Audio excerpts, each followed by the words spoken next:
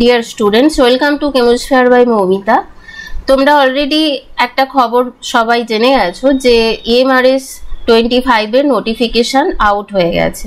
ঠিক আছে, তো এই যে নোটিফিকেশানটার ব্যাপারে তোমরা অনেকে অনেক কিছু কোয়ারি করছিলে, তো বললে একটা ভিডিও বানাতে। তো আমি মোটামুটি যেগুলো ইম্পর্টেন্ট জায়গা, যে জায়গাগুলো জানতে হবে ফর্ম ফিল আপ করার আগে, সেইগুলো আমি একটুখানি জিস্ট করে তোমাদের বলে দেওয়ার চেষ্টা করছি।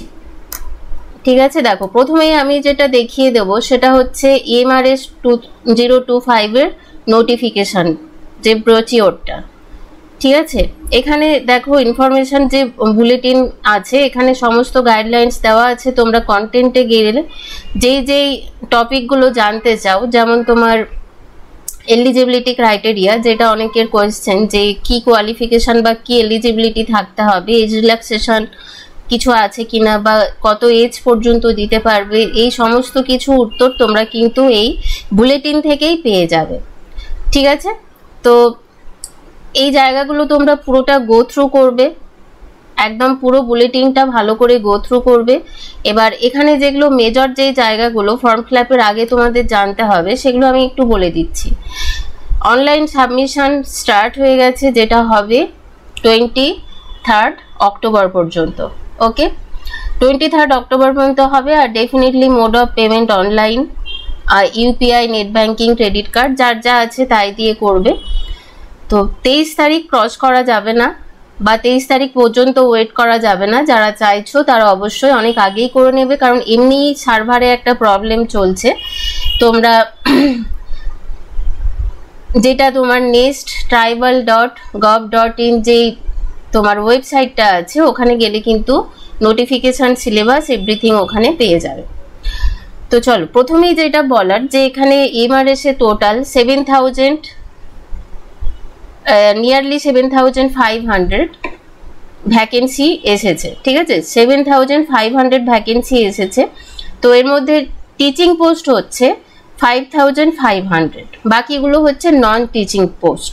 ওকে, তার মধ্যে এখানে আছে সবই, দেখো পিজিটি, টিজিটি, এই দুটোর মধ্যে আবার ডিস্ট্রিবিউশন আলাদা আছে। পিজিটির মোটামুটি 1500টা মতো সিট, আর টিজিটির আছে 4000টা মতো সিট। ঠিক আছে, এবারে কোন সাবজেক্টে কটা আছে সেগুলো এখানে দেওয়া আছে, আমি একটু পরে দেখাচ্ছি। আচ্ছা, তার আগে বলে দিই, দেখো ফিসের ব্যাপারে। ফিসের ব্যাপারটা যদি দেখে নাও, তাহলে ফিমেল অ্যান্ড SC ST যে ক্যান্ডিডেটরা আছে তাদের ক্ষেত্রে কোনো অ্যাপ্লিকেশন ফি লাগবে না। ঠিক আছে, তাদের ক্ষেত্রে কোনো অ্যাপ্লিকেশন ফি লাগবে না। ওকে, এই জায়গাটা ভালো করে দেখে নাও, তাদের ক্ষেত্রে কোনো অ্যাপ্লিকেশন ফি লাগবে না। এই যে এটা হচ্ছে অ্যাপ্লিকেশন ফি, বাট একটা ফি লাগবে, সেটা হচ্ছে প্রসেসিং ফি, যেটা এটাতে আমি প্রথম দেখলাম। প্রসেসিং ফি 500, সেটা সবার জন্য। ঠিক আছে, সেটা সবার জন্য প্রসেসিং ফি। আর যারা তোমার ফিমেল ছাড়া তোমার SC ST অ্যান্ড অন্যান্য ক্যান্ডিডেটদের জন্য অ্যাপ্লিকেশন ফি যেটা দেওয়া আছে, সেটা হচ্ছে অ্যাপ্লিকেশন ফি নেই। আর বাকি যারা আছে জেনারেল, ডেফিনেটলি OBCও আছে, তাদের অ্যাপ্লিকেশন ফিটা লাগবে। ঠিক আছে, তাহলে অ্যাপ্লিকেশন ফি লাগছে না only SC ST and female candidate, প্রত্যেকটা ক্যাটাগরির জন্য। মানে ফিমেল জেনারেল যারা আছে, অনেকে জানতে চেয়েছো যে ফিমেল জেনারেল যারা, তাদেরও কি অ্যাপ্লিকেশন ফিটা ফ্রি, মানে 0? হ্যাঁ, তাদেরও অ্যাপ্লিকেশন ফিটা ফ্রি, অল ফিমেল ক্যান্ডিডেটদের জন্য ফ্রি। ঠিক আছে, এই অ্যাপ্লিকেশন ফিটা অনলি তাদের জন্য অ্যাপ্লিকেবল যারা ফিমেল নয়, SC নয়, ST নয়, আর PWBD নয়। ঠিক আছে, অ্যাপ্লিকেশন ফিসের ব্যাপারটা আশা করি ক্লিয়ার হলো। চলো এবার নেক্সট দেখো, এবার আসি এক্সাম প্যাটার্ন। ঠিক আছে, এক্সাম প্যাটার্ন নিয়ে, এক্সাম প্যাটার্নে আমি যেটা প্রথমেই বলে দেবো, সিলেবাস আমি দেখাচ্ছি। এখানে দুটো এক্সাম হবে। ঠিক আছে, টায়ার 1 EMRS এর যে এক্সামটা, সেটা দুটো প্যাটার্নে, দুটো স্টেজে হবে। একটা হচ্ছে টায়ার 1 আর একটা হচ্ছে টায়ার 2। তো টায়ার 1 এটা তুমি যখন কোয়ালিফাই করবে, কোয়ালিফাই করবে, দেন অনলি তুমি টায়ার 2 জন্য এলিজিবল হবে। ওকে, মানে টায়ার 2 এটাতে তোমাকে কোয়ালিফাইং মার্কস আনতে হবে, কোয়ালিফাইং মার্কস অনলি, মানে এখানে অনেক বেশি নাম্বার পেতে হবে তবে র্যাঙ্ক এগিয়ে থাকবে এরকম কিন্তু কোনো ব্যাপার নেই। টায়ার 2তে তুমি কোয়ালিফাইং মার্কস তুললেই তুমি এলিজিবল হবে, টায়ার 1-এ কোয়ালিফাইং মার্কস তুললেই তুমি এলিজিবল হবে টায়ার 2 এক্সাম দেওয়ার জন্য। ঠিক আছে, টায়ার 2 এক্সাম বলতে এখানে সাবজেক্টের এক্সাম হয়।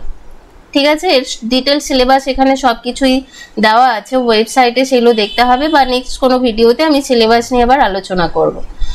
তো কোয়ালিফাইং মার্কসটা এখানে তুলতে হবে, মানে কি তোমাকে শুধু এটার এলিজিবিলিটি অ্যাচিভ করার জন্য, টায়ার 2 দেওয়ার জন্য এখানে তুমি হাইয়েস্ট মার্ক পেতে হবে, তোমাকে এরকম কোনো ব্যাপার নেই, তোমাকে শুধু কোয়ালিফাই করতে হবে। ঠিক আছে, চলো আরো কয়েকটা ব্যাপার এখানে বলে দিই। আচ্ছা, যেগুলো নোটিফিকেশন দেখলে বা পুরোটা পড়লেও হয়তো ক্লিয়ার হবে না, যেই ব্যাপারগুলো বলে দিই, যে তোমরা কিন্তু একাধিক পোস্টে অ্যাপ্লাই করতে পারবে। ঠিক আছে, তোমরা একাধিক পোস্টে অ্যাপ্লাই করতে পারবে, যেমন এই যে পোস্টগুলো দেখো, principal, PGT, TGT, female staff nurse, hostel warden, account, তোমরা একাধিক পোস্টে অ্যাপ্লাই করতে পারবে এবং তোমাদেরকে প্রত্যেকটা পোস্টের জন্য ইন্ডিভিজুয়াল ফিস দিতে হবে। এটাও অনেকের কোয়ারি ছিল যে আমি পিজিটি টিজিটি দুটোই অ্যাপ্লাই করব, তাহলে সেক্ষেত্রে কি আমাকে দুবার ফিস দিতে হবে? ডেফিনেটলি তোমাকে দুবার ফিস এখানে দিতে হবে। ঠিক আছে, কিন্তু একটা কথা বারবার বলে দিই, তুমি একাধিক পোস্টে অ্যাপ্লাই করতে পারবে কিন্তু পিজিটিডি দুটো সাবজেক্টে অ্যাপ্লাই করতে পারবে না বা টিজিটিডি দুটো সাবজেক্টে অ্যাপ্লাই করতে পারবে না, এটা কিন্তু মাথায় রাখতে হবে। ঠিক আছে, আরেকটা যেটা আমি বলে দিই, এটা হচ্ছে রেসিডেন্সিয়াল স্কুল, এগুলো এমআরএস রেসিডেন্সিয়াল স্কুল, এগুলো জেনারেলি ট্রাইবাল এরিয়া, রিমোট এরিয়াতেই কিন্তু এই স্কুলগুলো থাকে। ঠিক আছে, যখন পোস্টিং হবে তখন ডেফিনেটলি কোনো মেট্রো সিটি বা কোনো ওই টাইপের কোনো এলাকাতে কিন্তু হবে না, ট্রাইবাল এরিয়াতেই হবে, কারণ এই স্কুলগুলো অ্যাকচুয়ালি লক্ষ্য করেই ওদের ট্রাইবাল এরিয়াতে যে সমস্ত বাচ্চারা আছে তাদের শিক্ষা পৌঁছে দেওয়ার উদ্দেশ্যে এই স্কুলগুলো অ্যাকচুয়ালি বানানো হয়েছে। Eklavya model school, residential school এই যে বলা হচ্ছে, তার কারণ তোমরা জেনে থাকবে, একলব্য বলে মহাভারতে আমরা দেখে এসেছি যে মানে কোনো একটা পিছিয়ে পড়া জাতি থেকে ছিল বলে তাকে গুরু নেয়নি, মানে শিষ্য হিসেবে গ্রহণ করেনি, এরকম কিছু একটা ব্যাপার থেকেই এই কনসেপ্টে স্কুল তৈরি হয়েছে। তো যাই হোক, এবার দেখো এখানে কিন্তু কোন সাবজেক্টের কটা করে সিট ক্যাটাগরি ওয়াইজ দেওয়া আছে, আমি ডেফিনেটলি হাইলাইট করব কেমিস্ট্রিটা নিয়ে। কেমিস্ট্রি দেখো জেনারেলের সিট আছে 71, ঠিক আছে, জেনারেলের সিট আছে ইডব্লিউএস 16, ওবিসি 45, এসসি 25, এসটি 12। তো আমি একটা কথা বলবো, যারা কেমিস্ট্রিতে WBSLSTতে ভালো মার্কস করতে পারলে না, সবাই এখন এতদিনকে জেনে আছো কে কতটা মার্কস করেছো বা ডাক পাবে কিনা, মোটামুটি একটা আন্দাজ তো করতে পেরেছো। তো সেই জায়গা থেকে তোমরা এই এক্সামগুলোর জন্য প্রিপারেশন নেবে। ঠিক আছে, ফিজিক্সে দেখো কতগুলো আছে, 83 জেনারেলের পোস্ট। ওকে, তো এখানে সব সাবজেক্টেরই দেওয়া আছে, দেখে নেবে। হ্যাঁ, তবে একটা জিনিস, সংস্কৃতের কিন্তু কোনো এখানে অ্যাড করা নেই সাবজেক্ট, সংস্কৃতটা নেই, সেটা নিয়ে সম্ভবত আমি শুনছিলাম, নট শিওর, যে সংস্কৃত নেই সেই কারণে কেস টেস্টও কিছু চলছে। দেখো এবার টিজিটির সাবজেক্ট কি, Hindi, English, math, social studies, science, computer science, এই সব আছে। ঠিক আছে, এবার টিজিটিতে তোমার দেখো এখানে নাম্বার অফ ভ্যাকেন্সিস কিছু আছে, এগুলো তোমরা দেখে নেবে। চলো এবারে নন টিচিং পোস্টে যেগুলো আছে, যারা যারা অ্যাপ্লাই করতে চাও ডেফিনেটলি এগুলো দেখে নেবে। ল্যাব অ্যাটেন্ডেন্ট আছে, ঠিক আছে, hostel warden female staff nurse, accountant, junior secretariat assistant এবং পোস্ট কিন্তু অনেকগুলো করেই আছে, তাই তোমরা চাইলে এগুলোতে অ্যাপ্লাই করতে পারো। ওকে, আচ্ছা আর একটা কথা বলে দিই যে এক্সাম সিট কোথায় পড়বে।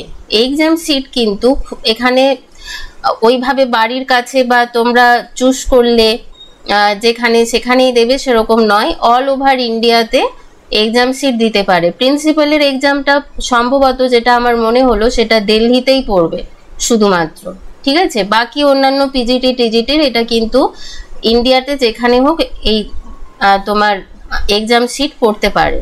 ওকে, চলো এখানে দেখো পে, এখানে লেভেল অফ পে গুলো দেওয়া আছে, এগুলো তো তোমরা সবাই বেটার জানো যে পে লেভেল কিরকম কি হয়। তো একবার দেখে নাও, যেহেতু এটা সেন্ট্রালের পে লেভেল যথেষ্ট হাই, তো এটা একটা সুবর্ণ সুযোগ, সবাই ঝাঁপিয়ে পড়ে প্রিপারেশন নিতে পারো। চলো, আচ্ছা মোড অফ এক্সামিনেশন তো আমি বললাম দুটো টায়ারে এক্সাম হবে, ঠিক আছে। ওএমআর বেসড ডেফিনেটলি, ঠিক আছে।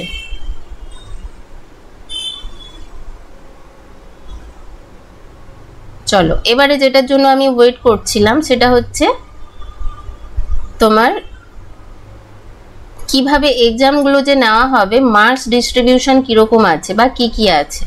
দেখো প্রিন্সিপালের এখানে দেওয়া আছে reasoning, numeric ability, general awareness, academic and residential aspect, administration and finance. Okay, part 4। তো অ্যাকচুয়ালি এই যে প্রিন্সিপালের যে পোস্টটা, এটা ডেফিনেটলি অনেক বেশি তোমার নলেজ থাকতে হবে, ঠিক আছে। ওয়ার্কিং এক্সপিরিয়েন্স তারাই এগুলো অ্যাপ্লাই করতে পারবে। আর চলো আমি যেটা জেনারেলি, হ্যাঁ আমি পিজিটির জন্য তখন থেকে সার্চ করছি। পিজিটি দেখো, পিজিটিতে কি কি আছে, general awareness part 1, part 2 reasoning ability, part 3 knowledge of ICT, part 4 teaching aptitude, part 5 domain knowledge, ঠিক আছে। And part 6 language competency. দেখো আমি এক এক করে আসি। জেনারেল অ্যাওয়ারনেস মানে এখানে যে কোনো জায়গা থেকে কোয়েশ্চেন আসতে পারে, তোমার আর্টসের সাবজেক্ট, হিস্টোরি, জিওগ্রাফি, সায়েন্সের সাবজেক্ট, ঠিক আছে, কেমিস্ট্রি, বায়োলজি, সমস্ত জায়গা থেকে কোয়েশ্চেন এখানে আসতে পারে। পলিটি, কারেন্ট অ্যাফেয়ার্স থাকবে, ঠিক আছে। ইকোনমিক্সের কিছু কোয়েশ্চেন কারেন্ট অ্যাফেয়ার্স রিলেটেড, তো এই 10 মার্কস ওইখান থেকে আসবে। রিজনিং অ্যাবিলিটি তোমরা জানো, লজিক্যাল রিজনিং মানে মেন্টাল অ্যাবিলিটি পোর্শন 15 মার্কসের। নলেজ অফ আইসিটি, ঠিক আছে, এটাও 15 মার্কসের। টিচিং অ্যাপটিটিউড, টিচিং অ্যাপটিটিউড দেখো এই যে চারটে এখানে দেখলে, এই চারটে অ্যাকচুয়ালি সবার ক্ষেত্রে কমন, প্রত্যেকটা সাবজেক্টের ক্ষেত্রে, ঠিক আছে। সেম কোয়েশ্চেনই হয়, ওকে, সেম কোয়েশ্চেনই হয়। এবার যেটা দিয়েছে ডোমেন নলেজ, ডোমেন নলেজ বলতে যে যার সাবজেক্ট বেসিসে তোমার এখানে পেডাগজি কিছু স্টাডি করতে হবে, ঠিক আছে, সাবজেক্ট বেসিসে, যার যেটা সাবজেক্ট সেই বেসিসে। তারপর আছে দেখো ন্যাশনাল এডুকেশন পলিসি 2020, ঠিক আছে, এখান থেকে আসছে 20 আর 10 মার্ক, টোটাল হয়ে যাচ্ছে 100 মার্কস, ঠিক আছে। 100 মার্কস থেকে তোমাকে কোয়ালিফাইং মার্কসটা আনতে হবে। দেখো এবার খুব ইম্পর্টেন্ট জায়গা যেটা পার্ট 6, পার্ট 6 যেটা অনেকেই বুঝতে পারছো না যে কি বলতে চেয়েছে। পার্ট 6-এ আছে পিজিটিতে ইংলিশ অ্যান্ড হিন্দি, দুটোই 10-10 20 মার্কস, ওকে, 10-10 দুটোই 20 মার্কস আছে। এবার এই 20 মার্কসের মধ্যে তোমাকে মিনিমাম 8 মার্কস পেতে হবে, 8 মার্কস তোমাকে মিনিমাম পেতে হবে। দেখো এই 8 মার্কস তুমি যখন পাবে তখনই তোমার এই যে পার্ট 1, পার্ট 3, পার্ট 5, এই যে 5টা পার্ট, এই 5টা পার্ট তোমাকে দেখা হবে, ঠিক আছে। পার্ট 6টা তোমাকে আগে কোয়ালিফাই করতে হবে,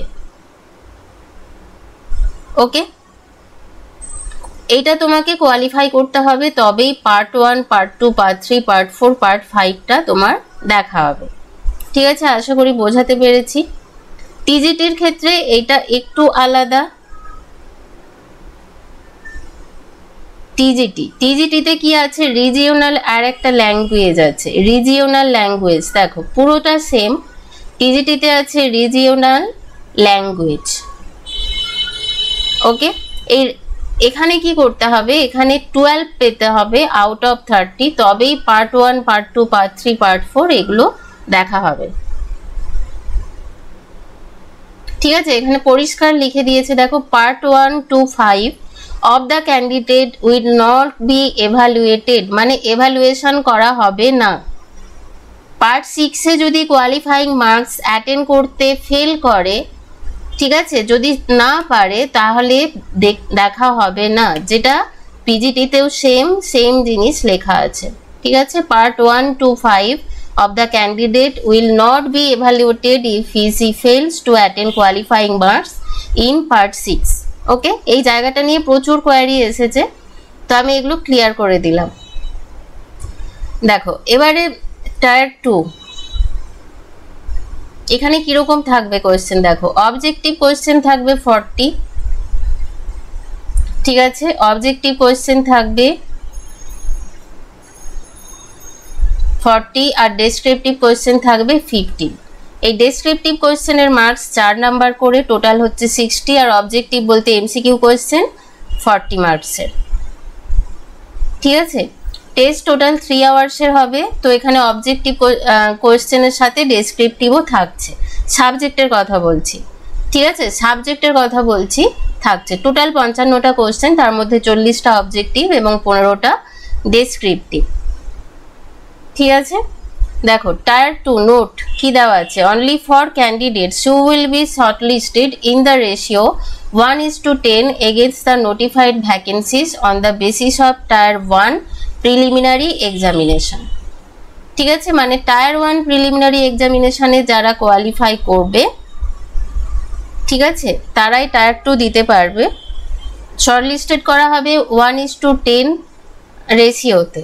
যত ভ্যাকেন্সি আছে, একটা ভ্যাকেন্সি থাকলে তার এগেনস্টে 10 জন দিতে পারবে। ঠিক আছে, চলো নেক্সট। তো এগুলোই ছিল মোটামুটি তোমার রুলস। আর টিজিটিতে যেটা করতে হবে, এখানে ডেফিনিটলি সিটেট কিন্তু কোয়ালিফাই থাকা চাই। ঠিক আছে, CTET for TGT CTET must, যেটা পিজিটিতে নেই। ঠিক আছে, যেটা পিজিটিতে নেই। ওকে, চলো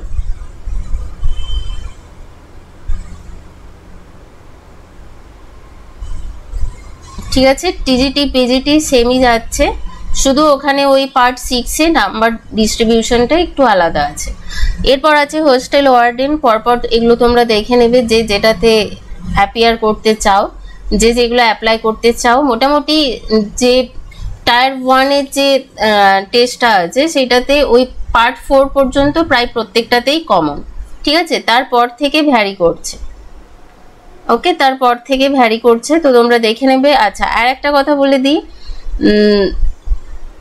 পুরো নোটিফিকেশনটা অবশ্যই ফর্ম ফিল আপ করার আগে পড়বে, এবং এখানে তোমাদের যেটা করতে হবে, ওয়েবসাইটটা হচ্ছে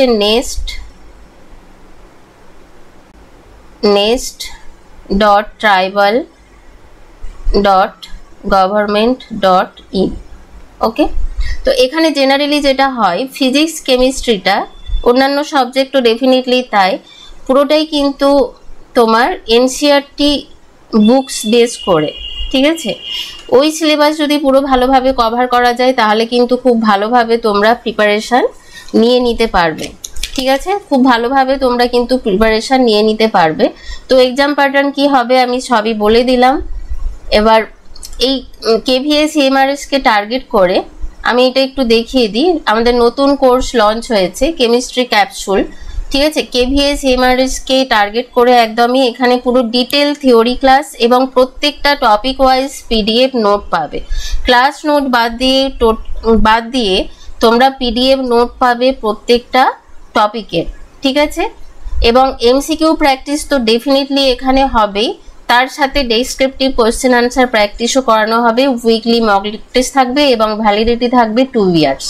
ঠিক আছে, মানে আর তোমরা যদি আজকে পারচেস করো, ওটা 2 ইয়ার্স পর্যন্ত ভ্যালিড থাকবে। ঠিক আছে, কেউ যদি কারোর কোনো কোয়ারি থাকে, সে অবশ্যই এই নাম্বারটাতে কল করে জেনে নেবে, ঠিক আছে। নম্বরটা আমি এখানে লিখে নিচ্ছি 7001930015 এবং ইউটিউবের চ্যানেলের ডেসক্রিপশানে ওখানে অ্যাপের লিংক দেওয়া আছে, ঠিক আছে, টেলিগ্রামের লিংক দেওয়া আছে এবং তার সাথে ওখানে হোয়াটসঅ্যাপের গ্রুপেরও লিংক দেওয়া আছে, তোমরা কেউ চাইলে জয়েন করতে পারো, ওখানে বিভিন্ন ইনফরমেশন শেয়ার করা হয়। ওকে, চলো তাহলে এখানে এই পর্যন্তই রাখলাম। আমি সিলেবাস নিয়ে আবার কেমিস্ট্রির সিলেবাসটা নিয়ে আবার একদিন আসবো ডিসকাস করতে। ওকে।